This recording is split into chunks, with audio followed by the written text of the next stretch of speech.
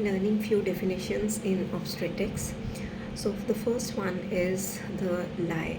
What do you mean by lie? Lie is the relationship of long axis of the fetus with that of centralized uterus or the maternal spine. So the most common lie is longitudinal.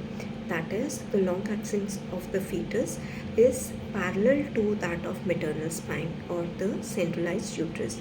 The other lies can be transverse lie, where the long axis of the fetus is perpendicular to that of maternal spine, or it can be an oblique lie. Sometimes the lie is unstable also, where sometimes it is longitudinal, sometimes it is oblique. Second definition is presentation. Presentation means the part of the fetus which occupies the lower pole of the uterus. So, most common presentation is cephalic, where the head of the fetus it occupies the lower pole of the uterus, and the buttocks are in the fundus region of the uterus. Other presentations can be podalic, where the buttocks and the legs of the fetus can occupy the lower pole and the head is at the fundal region of the uterus. And the other presentation, the third presentation, can be shoulder presentation in transverse lie. Third definition is the presenting part.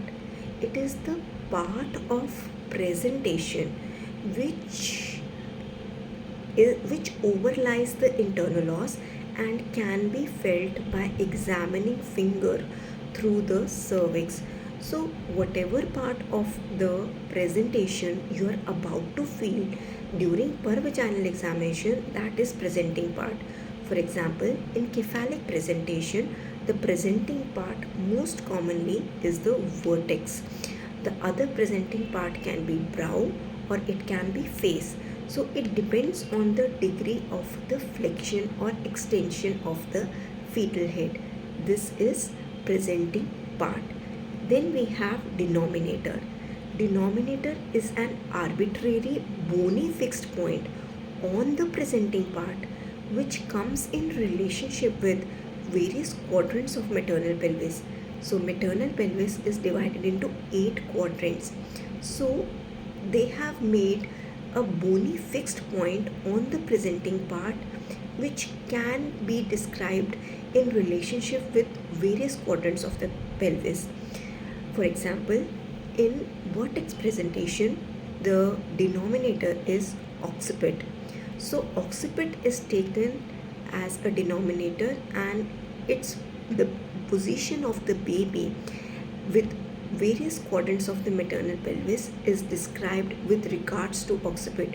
For example, left occiput anterior, left occipitolateral, occipito-anterior, right occipito-anterior. Likewise, so they are defining the position of the occiput now with various quadrants. So occiput is a denominator in vertex presentation.